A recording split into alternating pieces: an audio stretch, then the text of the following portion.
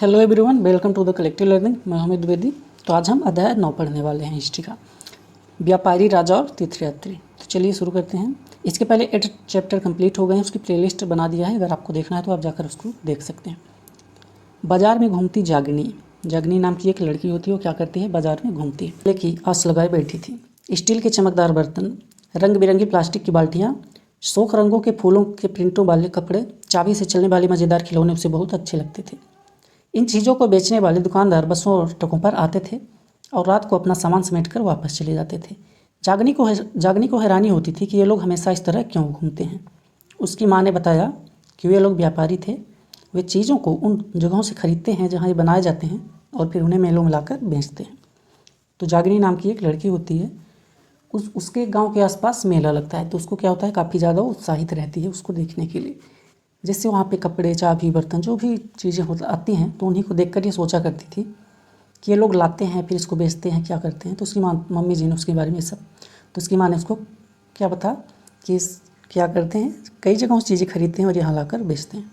आपके गाँव के भी आसपास कहीं ना कहीं मेला लगता होगा, आप भी तो वहाँ पर जाते ही होंगे, तो आपके मन में भी ऐसी जिज्ञासाएँ कभी न कभी आई ही होंगी।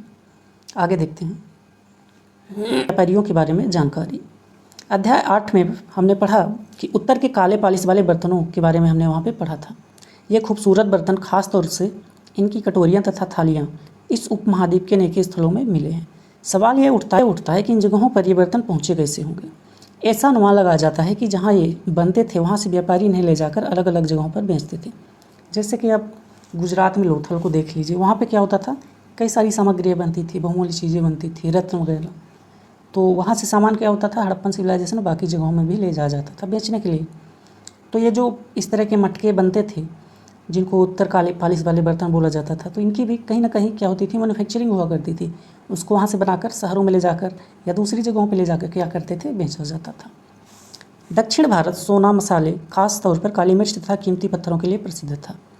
काली मिर्च की रोमन साम्राज्य में इतनी ज़्यादा मांग थी कि इसे काले सोने के नाम से बुलाते थे। तो उस टाइम पे क्या हुआ करता था, दक्षिण भारत सोने के लिए काफ़ी ज़्यादा प्रसिद्ध था। आज भी आप कर्नाटक में कोलार गोल्ड फील्ड का नाम आपने सुना होगा, तो वो उस समय पे वहाँ से काफ़ी ज़्यादा सोना निकाला जाता था। प्राचीन समय की ही ये फील्ड थी। और जो समय का रोमन साम्राज्य हुआ करता था, वहाँ पे मसालों की बहुत ज़्यादा मांग होती थी। तो भारत से जो काली मिर्च जाती थी, उसको वहाँ पर क्या बोला जाता था, काला सोना बोला जाता था। और आज वर्तमान के समय में काला सोना किसको बोला जाता है, जितने भी पेट्रोलियम पदार्थ हैं निकलते हैं ज़मीन से, उसको अब ब्लैक गोल्ड बोला जाता है, आपने सुना होगा। तो इसी तरह से प्राचीन समय में ब्लैक गोल्ड किसे बोला जाता था, उस समय की काली मिर्च को बोला जाता था। इन सामानों को समुद्री जहाज़ों और सड़कों के रास्ते रोम पहुंचाया करते थे। दक्षिण भारत में ऐसे अनेक रोमन सोने के सिक्के मिले हैं, जिनसे अंदाज़ा लगाया जाता है कि उन दिनों रोम के साथ बहुत अच्छा व्यापार चल रहा था। तो प्राचीन समय में सामान किससे आ जाता था, समुद्र मार्ग से, जहाज़ों से जाता था। आज भी जहाज़ों से ही जाता है, बट अब और भी ट्रांसपोर्ट के माध्यम हो गए। जैसे देश के अंदर हो गया तो ट्रेन से जाते हैं, प्लेन से भी अब जा सकते हैं।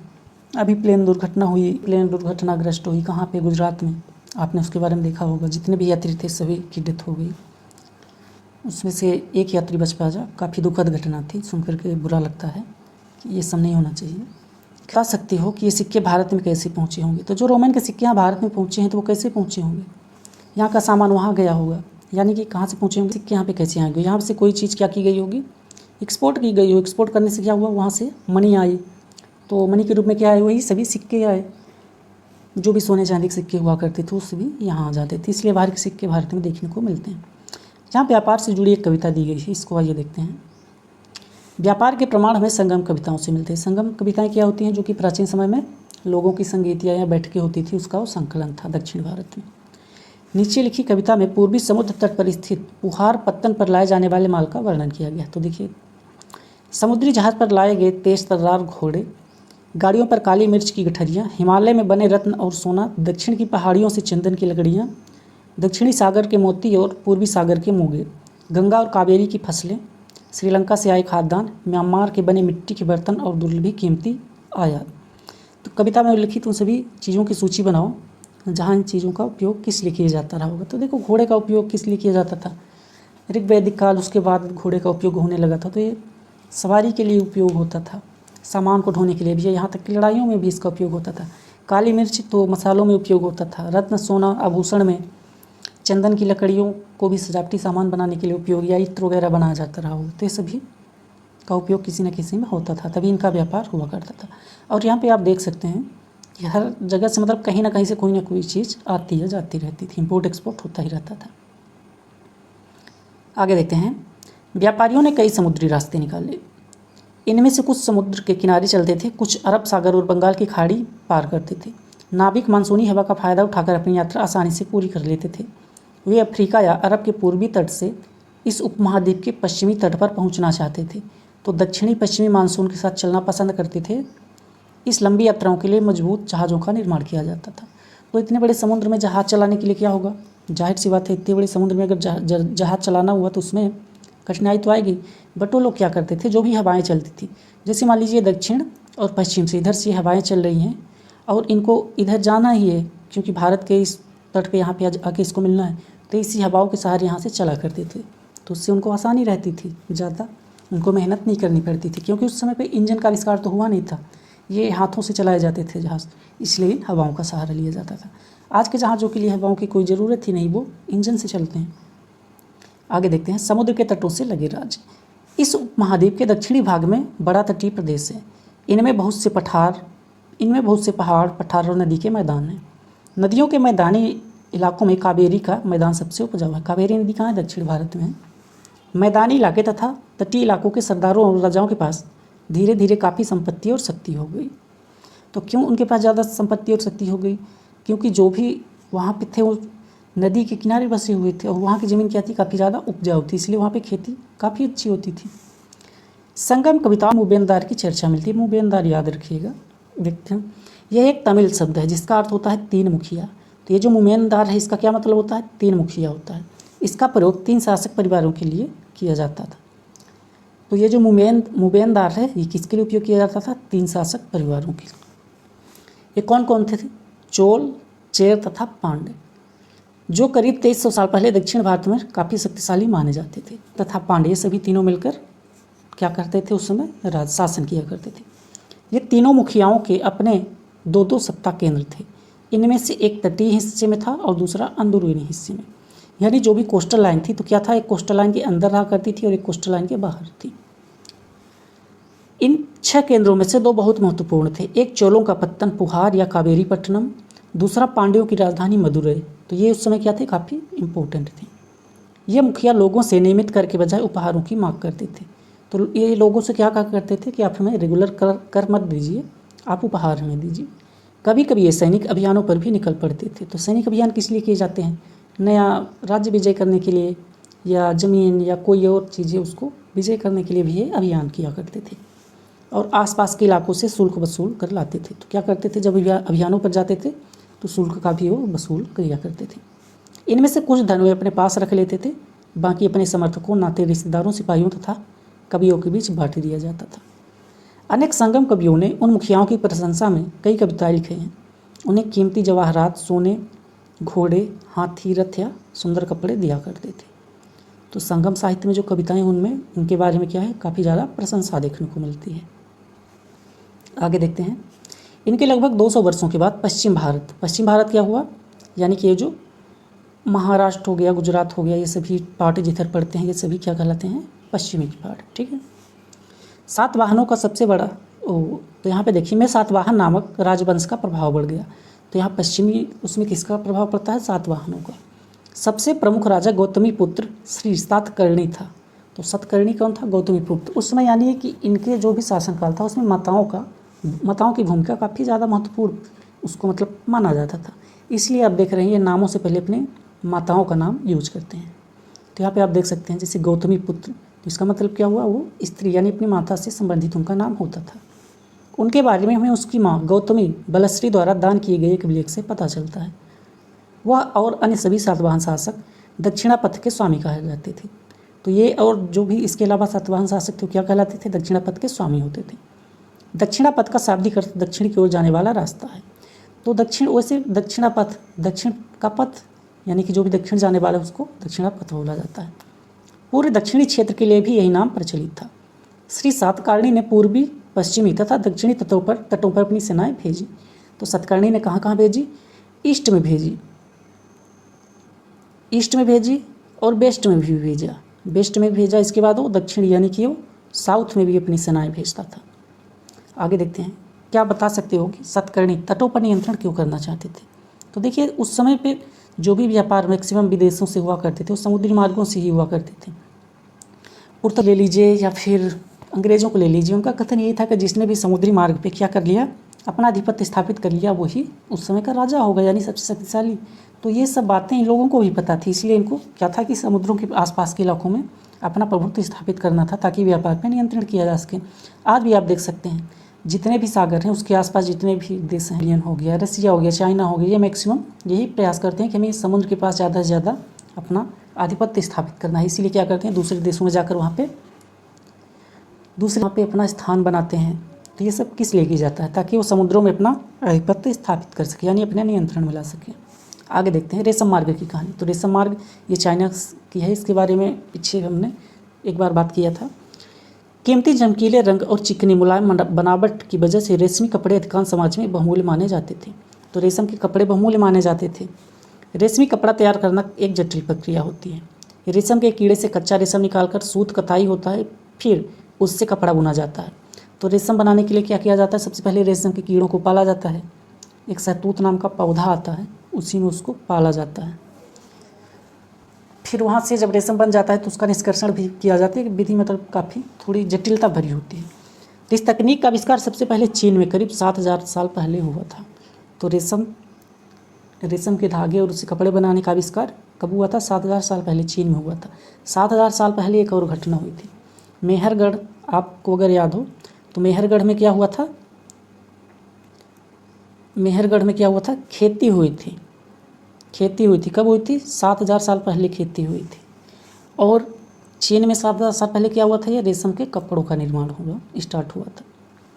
इस तकनीक को उन्होंने हज़ारों साल तक दुनिया से छुपाए रखा। तो ये जो रेशम बनाने की कला उनके पास, चाइना के पास आई, तो क्या किया, इसको छुपा के रखे। आज भी वो यही काम करते हैं, कोई भी चीज़ उसको छुपा कर ही रखते हैं। कोरोना का वायरस इतना फैल गया था, फिर भी वो बता ही नहीं रखते। वो तो काफ़ी समय बाद जब फैल गया पूरे विश्व में तब उन्होंने बताया। तो ये तो उनकी लगता है कि प्राचीन काल से ही आदत है। पर चीन से पैदल, घोड़ों या ऊँटों पर कुछ लोग दूर दूर की जगहों पर ले जाते थे। पर होता यह था कि जो भी वो सामान बनाते थे उसको किसी और से बताते नहीं थे कि बनाया कैसे जाता है, पर वो उस सामान को यानी उस कपड़े को क्या किया करते थे, दूसरी जगहों पर ले जाकर बेचा ज़रूर करते थे। और साथ में रेशमी कपड़े भी ले जाते थे। जिस रास्ते पर ये लोग यात्रा करते थे वह रेशम मार्ग या फिर सिल्क रूट के नाम से प्रसिद्ध हो गया। तो ये लोग क्या किया करते थे, जहाँ भी विदेशों में ले जा करके जो भी सामान बेचा करते थे उसके साथ ये रेशम के कपड़े भी ले जाकर बेचा करते थे। इसीलिए उन मार्गों का क्या नाम हो गया, सिल्क रूट या फिर रेशम मार्ग। कभी कभी चीन के शासक ईरान और पश्चिमी एशिया के शासकों को उपहार के तौर पर रेशमी कपड़े भेजते थे। तो किस लिए भेजा जाता था रेशमी कपड़े, राजाओं को प्रसन्न करने के लिए, क्योंकि उस समय पर रेशम का कपड़ा बहुत कीमती माना जाता रहा। यहाँ से रेशम के बारे में जानकारी और भी पश्चिम की ओर फैल गई। करीब 2000 साल पहले रोम के शासकों और धनी लोगों के बीच रेशमी कपड़े पहनने का फैशन बन गया था। कब, 2000 साल पहले। इसकी कीमत बहुत ज़्यादा होती थी क्योंकि चीन से इसे लाने में दुर्गम पहाड़ी और रेगिस्तान रास्तों से होकर गुजरना पड़ता था। यही नहीं, रास्ते के आसपास रहने वाले लोग व्यापारियों से यात्रा शुल्क भी मांगा करते थे। तो जो भी व्यापारी होते थे कपड़े लेकर गुजरा करते थे बेचने के लिए, तो क्या होता था, रास्ते में जो भी शासक या सरदार हुआ करते थे वो भी उनसे शुल्क ले लिया करते थे। इस वजह से क्या होता था, वस्तुओं की सामग्रियों की कीमतों की वृद्धि हो जाती थी। आज भी आप देखते हैं एक देश दूसरे देश पर क्या करता है, इंपोर्ट ड्यूटी लगाता है, तो उससे क्या होता है, चीज़ों के मूल्य में महंगाई होती है। या फिर जो भी और गवर्नमेंट शुल्क लगाती है उन सभी शुल्कों से क्या होता है, उसकी कीमत में वृद्धि होती है। में शुल्क रूट था उसकी शाखाओं को दिखाया गया। मानचित्र 6 आप पिछले लेसन में मैंने उसके बारे में बताया था, तो आपने देखा होगा।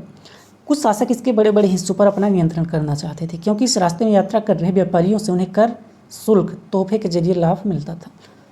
इसके बदले ये शासक उन व्यापारियों को अपने राज्य से गुजरते वक्त लुटेरों तथा आक्रमणों से सुरक्षा देते थे। तो ये राजा क्या किया करते थे, जो भी गुजरते थे उनको प्रोटेक्शन प्रोवाइड करते थे। किससे, जो भी चोर लुटेरे हुआ करते थे उनसे, और बदले में क्या लिया करते थे, उपहार लिया करते थे। सिल्क रूट पर नियंत्रण रखने वाले शासकों में सबसे प्रसिद्ध कुषाण थे। कुषाण जिनका भारत में भी ये काफ़ी समय तक शासन की। करीब 2000 साल पहले मध्य एशिया तथा पश्चिमोत्तर भारत पर इनका शासन था। पेशावर और मथुरा इनके 2 मुख्य शक्तिशाली केंद्र थे। तो जो भी कुषाण थे उनके मुख्य शक्तिशाली केंद्र क्या थे, एक पेशावर था और एक मथुरा था। तक्षशिला भी इनके ही राज्य का हिस्सा हुआ करता था। इनके शासनकाल में ही सिल्क रूट की एक शाखा मध्य एशिया से होकर सिंधु नदी के मुहाने के पत्तनों तक जाती थी। तो इनके समय में सिल्क रूट की शाखा सिंध तक आया करती थी।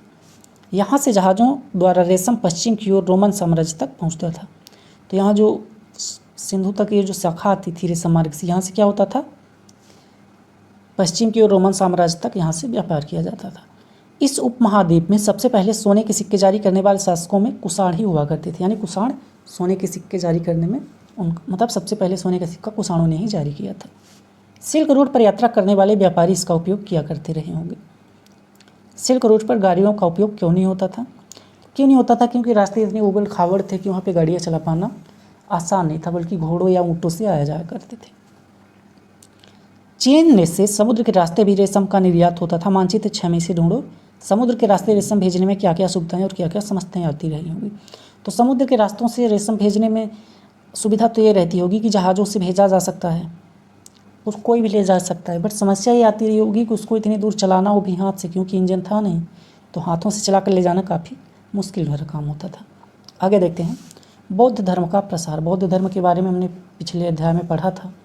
यहाँ पे देखते हैं कुषाणों का सबसे प्रसिद्ध राजा कनिष्क था। उसने करीब 1900 साल पहले शासन किया था। उसने एक बौद्ध परिषद का गठन किया जिसमें एकत्र होकर विद्वान महत्वपूर्ण विषयों पर विचार विमर्श किया करते थे। तो किसने ये बना था? कुषाण राजा। कुषाण राजा कौन? कनिष्क। क्या किया था इसने? बौद्ध धर्म से रिलेटेड एक परिषद का निर्माण किया था जहाँ पे लोग विचार विमर्श किया करते थे। बुद्ध की जीवनी, बुद्ध चरित्र के रचनाकार कवि अश्वघोष कनिष्क के दरबार में रहा करते थे। अश्वघोष तथा अन्य विद्वानों ने अब संस्कृत में लिखना शुरू कर दिया था। यानी कि कनिष्क साम्राज्य में क्या हुआ था? संस्कृति का उपयोग शुरू हो गया था। इसके अलावा ये जो बुद्ध की रचना है, जीवन के बारे में, बुद्ध के जीवन के बारे में जो रचना है उसको क्या बोला जाता है? बुद्ध चरित्र बोला जाता है। जिसकी रचना किसने किया था? अश्वघोष, कवि अश्वघोष ने किया था। ये कनिष्क के दरबार में रहा करते थे।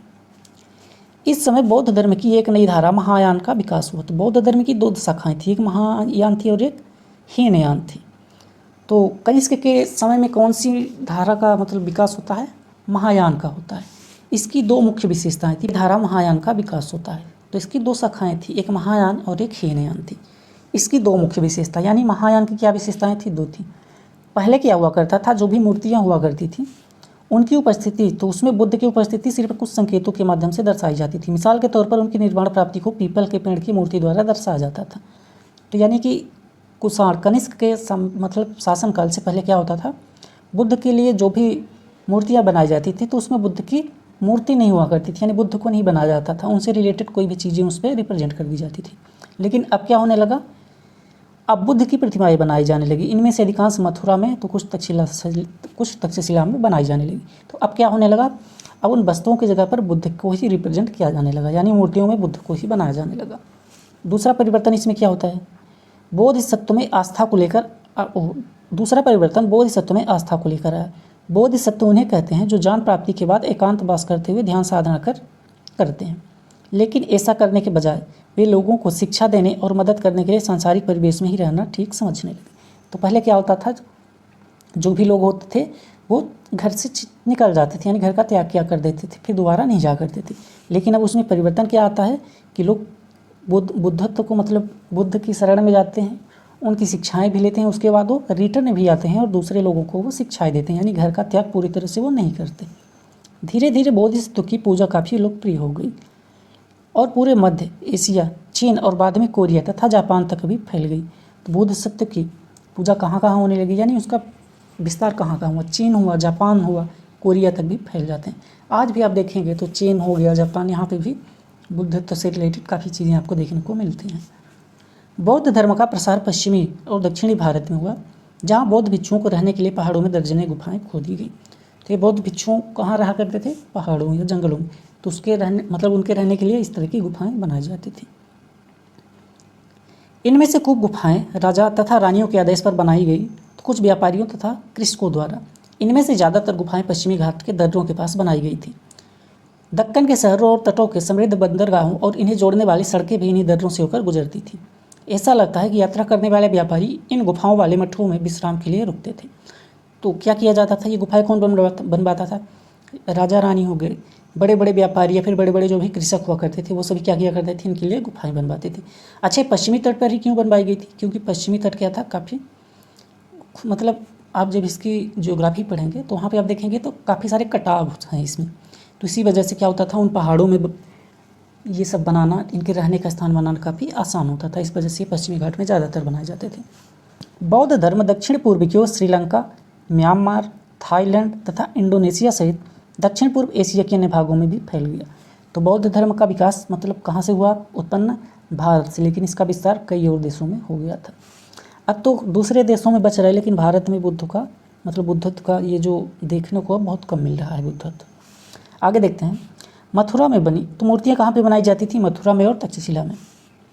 अब इस तरह की मूर्तियाँ बनाई जाने लगी। यहाँ पे आप देख सकते हैं। इसके पहले क्या होता था, कनिष्क राज्य से पहले क्या होता था, मूर्तियाँ इस तरह से नहीं बनाई जाती थी, बल्कि इनसे जुड़ी वस्तुओं को वहाँ पे रिप्रेजेंट किया जाता था। तो बाएं मथुरा में बनी मूर्ति एक प्रतिमा का चित्र है, दाएं तक्षशिला में बनी एक मूर्ति की प्रतिमा है। इन चित्रों को देखकर बताओ इनमें क्या क्या समानताएं और क्या क्या भिन्नताएं। तो ये दो स्थानों पे, अलग अलग स्थानों पर बनी हुई मूर्तियाँ आप देख सकते हैं। इधर वाली मूर्ति जो है तो ये मथुरा की बनी हुई है और इधर वाली मूर्ति तक्षशिला की। तो यहाँ पे आप ये देख सकते हैं।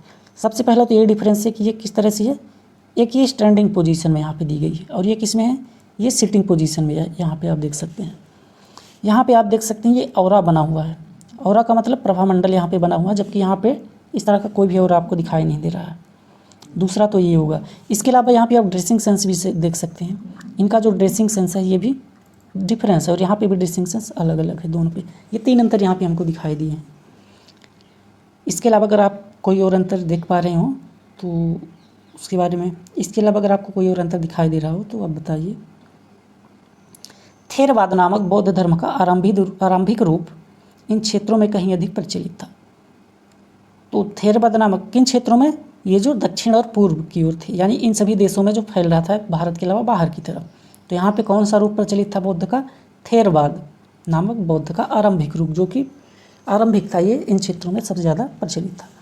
पृष्ठ 100 को एक बार फिर पढ़ो। क्या तुम बता सकते हो कि बौद्ध धर्म इन इलाकों में कैसे फैला होगा। तो बौद्ध धर्म कैसे फैला होगा, लोगों के आने जाने से। यहाँ तक कि जो भी शासक हुआ करते थे, आप अशोक के बारे में ही देख लीजिए, वो अपने कई स्तंभों को, यहाँ तक कि चाइना तक में उनके स्तंभ गड़े हुए हैं, तो उनमें भी कुछ शिक्षाएँ हुआ करती थी। उससे भी लोग काफ़ी प्रभावित हुए। उसके अलावा लोग आते जाते थे भी, तो उससे भी लोग सीखा करते थे कि बौद्ध धर्म क्या है, तो उसके बारे में उनको जिज्ञासा होती थी। इस तरह से यहाँ की वो जो भी सांस्कृतिक धरोहर या धर्म हुआ करते थे उसको एक जगह से दूसरी जगह ले जाया करते थे। यहाँ पे आप ये कार्ले की गुफा देख सकते हैं, जो कि महाराष्ट्र में, ये एसएससी में क्वेश्चन भी बना था कि कार्ले की गुफा कहाँ पे है। तो ये कहाँ पे है, महाराष्ट्र में। तीर्थयात्रियों की जिज्ञासा। व्यापारी काफिलों में तथा जहाज़ों पर दूर दूर जाया करते थे। वे बहुत से तीर्थयात्री भी उनके साथ यात्रा पर निकल पड़ते थे। तो क्या होता था, व्यापारी क्या किया करते थे, जहाज़ों से यात्राएं किया करते थे, तो उनके साथ जो भी तीर्थयात्री थे वो भी यात्रा में जाया करते थे। तीर्थयात्री का क्या मतलब होता है, तीर्थयात्री वे स्त्री पुरुष होते हैं जो प्रार्थना के लिए पवित्र स्थानों पर जाया करते हैं। आज भी जाते हैं तीर्थ यात्रा पे, आप सुने होंगे 4 धाम की यात्रा की जाती है अपने यहाँ। इसी तरह भारत की यात्रा पर आया चीनी बौद्ध तीर्थयात्री फासियन काफ़ी प्रसिद्ध है। वह करीब 1600 साल पहले आया था। ह्वेनत्सांग कब आया था, ये लगभग 1400 साल पहले आया था और उसके करीब 50 साल बाद इत्सिंग आया था। तो ये 3 नाम याद रखिएगा, फासियन, ह्वेनत्सांग और इत्सिंग। ये 3 चीन तीर्थयात्री थे जो कि भारत पे आए थे। ये सब बुद्ध से जीवन से जुड़ी जगहों और प्रसिद्ध मठों को देखने के लिए भारत आए थे। तो क्या करने आए थे, बुद्ध से जुड़ी हुई जो भी मठ थे उनसे संबंधित स्थानों को देखने के लिए सभी आए थे। इनमें से प्रत्येक तीर्थयात्री ने अपनी यात्रा का विवरण किया है। उन्होंने अपनी यात्रा के दौरान आई मुश्किलों के बारे में भी लिखा है। इन यात्राओं में कई वर्ष लग जाया करते थे, क्योंकि वो ज़्यादातर पैदल या छोटे मोटे पशुओं यानी वाहनों से यात्रा किया करते थे, जैसे घोड़े हो गए, बैल। तो इससे उनकी यात्राएं काफ़ी लंबी हो जाया करती थी। तो और वो किसके बारे में लिखा करते थे, जो भी उनकी यात्राओं में उनको जो भी एक्सपीरियंस हुआ वही सब उसमें लिखा करते थे। जिन देशों और मठों को उन्होंने देखा उनके बारे में उन्होंने लिखा और उन किताबों में भी उन्होंने लिखा जिन्हें वे अपने साथ ले गए। तो यहाँ आकर मतलब जहाँ भी गए तो क्या किए, जो भी बुद्ध से जुड़ी हुई संबंधित स्थान थे उसके बारे में उन्होंने लिखे। उसके अलावा बुद्ध से जुड़ी हुई कई किताबों को भी वो अपने साथ लेकर चाइना गए थे, तो उसके बारे में भी उन्होंने अपने विवरण में लिखा है कि हम कौन कौन सी किताबें वहाँ से लेके आए। फासियन चीन वापस कैसे लौटा, तो उसने अपने बारे में क्या लिखा। फासियन ने अपने घर चीन वापस लौटने के लिए अपनी यात्रा बंगाल से शुरू की। वह व्यापारियों के एक जहाज़ पर चढ़ा। मुश्किल से वे 2 दिन ही चल पाए थे कि समुद्री तूफान में फंस गए। व्यापारी अपने जहाज़ को डुबाने से बचाने के लिए उसमें से अपने माल को फेंक कर जहाज़ को हल्का करने की कोशिश करने लगे। फासियान ने भी अपने सामान को फेंक दिया, पर वह अपनी उन पांडुलिपियों और बुद्ध की मूर्तियों को नहीं फेंका जिन्हें उसने अपनी भारत यात्रा के दौरान संकलित की थी। अंततः 13 दिनों के बाद आधी रुकी। उन्होंने समुद्र का वर्णन इस प्रकार किया। तो क्या होता है कि वो बंगाल से अपनी यात्रा शुरू करता है फासियान, और किसको साथ व्यापारियों के साथ शुरू करता है, जो कि चीन के लिए वापस जाता है। तो बीच में क्या होता है, तूफान आ जाता है। तो व्यापारी सोचते हैं कि कुछ सामान फेंक दिया जाए ताकि जहाज़ का भार कम हो और ये डूबे ना। तो सभी वो फेंकते हैं, और ये फासियान जो होता है वो अपनी पांडुलिपियाँ और बुद्ध से जुड़ी हुई उनकी प्रतिमा जो थी उनको बस नहीं फेंकता है। फिर 13 दिन बाद जो भी आ रहा होता है बवंडर वो शांत होता है और फिर इनकी यात्रा आगे की शुरू होती है। तो उसने इस वर्णन में क्या लिखा है समुद्र के बारे में कि समुद्र असीम है, सूर्य, चाँद और तारों की गति को देखे बिना यह पता लगा पाना असंभव है कि पूर्व किधर है या पश्चिम किस दिशा में है। अगर बरसात और अंधेरा हो तो समुद्र को हवा की रुख में ले जाने के अलावा कोई और चारा नहीं होता था। जावा पहुंचने में उसे 90 दिन से भी ज़्यादा वक्त लगे। वहाँ वो 5 महीने के लिए रुका। इसके बाद दूसरे व्यापारी जहाज़ में चढ़कर वह चीन पहुंचा। तो जावा सुमात्रा किधर है? अगर आप यहाँ पे भारत देख रहे हैं तो भारत के इधर दिशा में मलेशिया, इंडोनेशिया है, इधर है जावा और सुमात्रा आइलैंड पड़ते हैं। आगे देखते हैं। xuanzang भूमार्ग से उत्तर पश्चिम और मध्य एशिया होकर चीन वापस लौटा था। उसने सोने, चांदी और चंदन की लकड़ी से बनी हुई बुद्ध की मूर्ति तथा 600 से ज़्यादा पांडुलिपियाँ एकत्र की थी। इन्हें वह 20 घोड़ों पर लादकर ले गया, पर इनमें से 50 पांडुलिपियाँ उस समय खो गई जब सिंधु नदी पार करते हुए उसकी नाव उलट जाती है। अपने जीवन का बाकी हिस्सा उसने बची हुई पांडुलिपियों को संस्कृत से चीनी अनुवाद करने में लगा दिया था।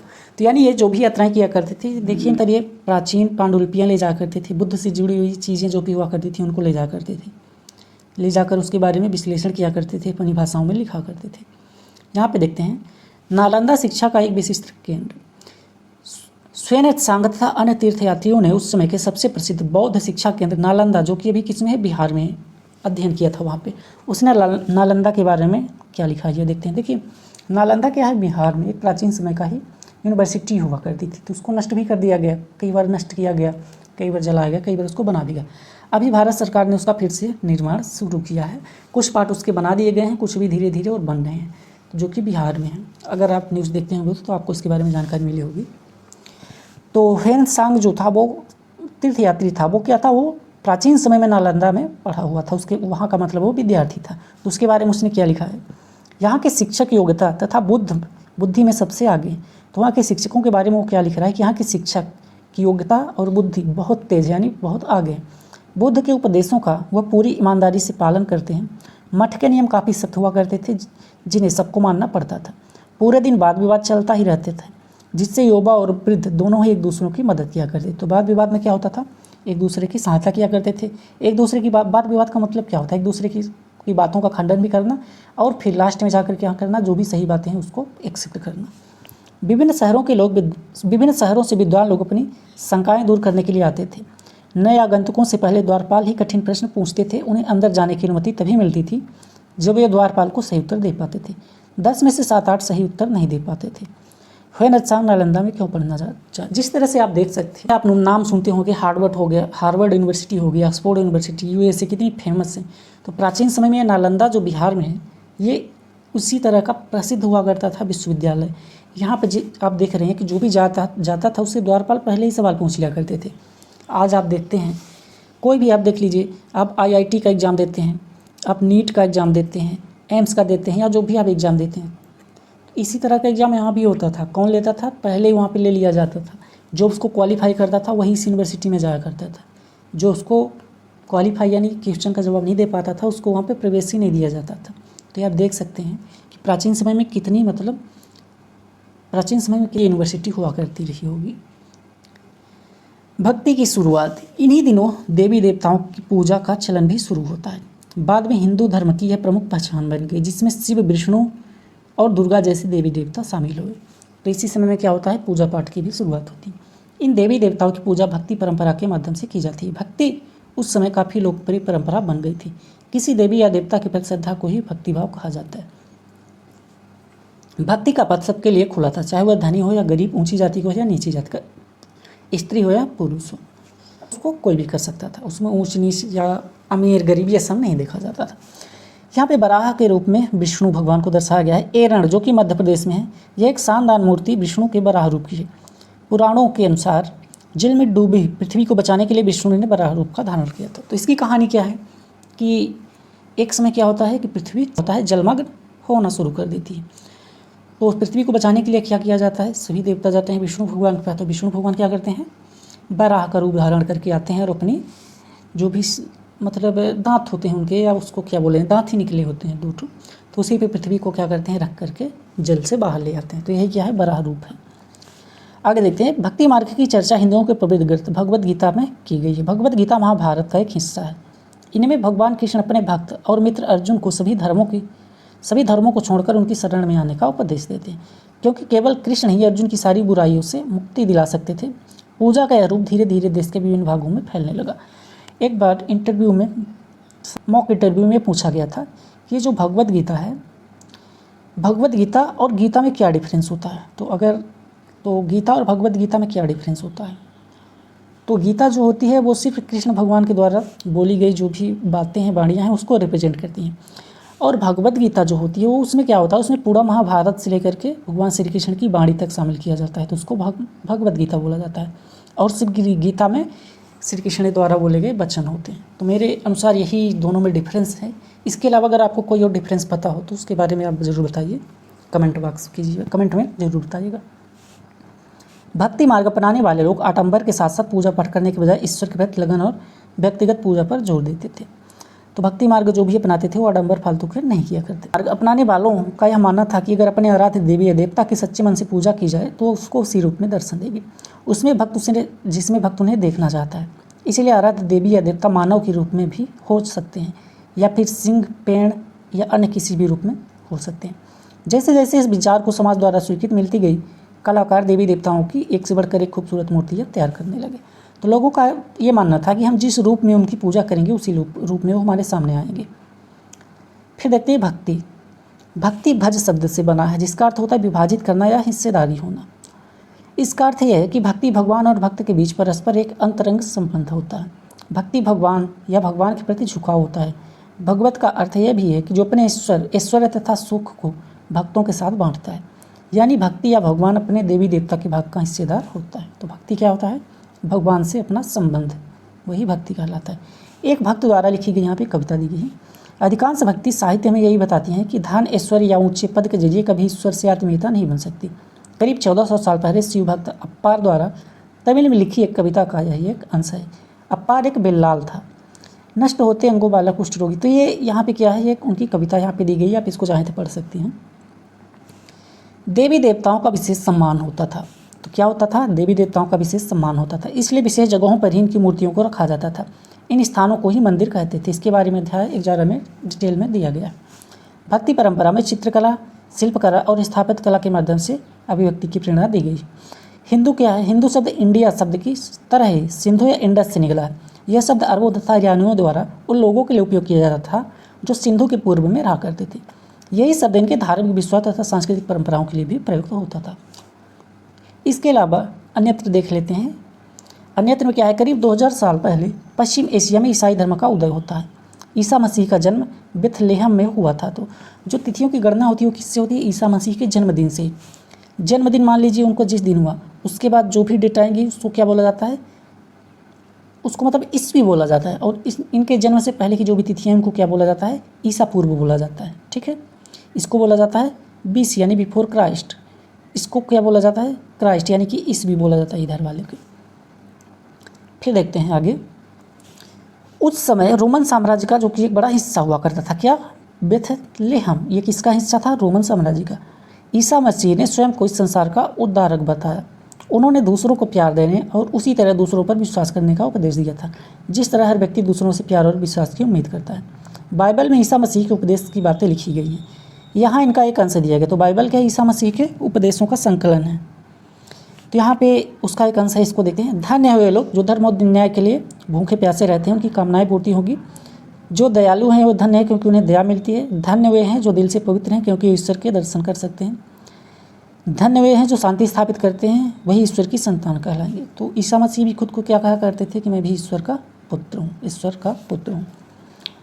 ईसा मसीह के उपदेश साधारण लोगों को बहुत पसंद आए। धीरे धीरे वह पश्चिमी एशिया, अफ्रीका तथा यूरोप में भी फैल गए। ईसा मसीह की मृत्यु के 100 साल के अंदर ही भारतीय उपमहाद्वीप के पश्चिमी तट पर पहले ईसाई धर्म प्रचारक पश्चिमी एशिया से आए थे। इस मानचित्र में आप देख सकते हैं ईसाई धर्म प्रचारक भारत किस लिए आए होंगे।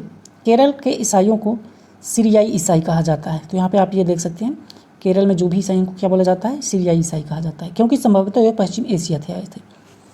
ये विश्व के सबसे पुराने ईसाइयों में से। तो ये चैप्टर हमारा यहीं पे समाप्त होता है। यहाँ पे हमने क्या क्या पढ़ा ये देख लेते हैं। तो यहाँ पे हमने व्यापारी के बारे में पढ़ा, व्यापार कैसे किया करते थे। मुमेनदार के बारे में पढ़ा, जो कि दक्षिण भारत के 3 शासक थे।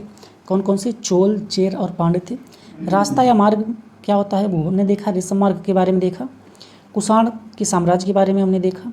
कुषाण सोने के सिक्के चलाने वाले पहले मतलब शासक हुए।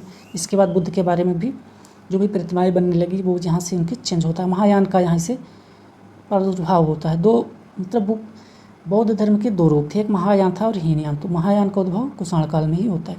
फिर बोधिसत्व क्या है, थेरवाद के बारे में हमने देखा, तीर्थयात्री के बारे में देखा और भक्ति के बारे में हमने यहाँ पे देखा।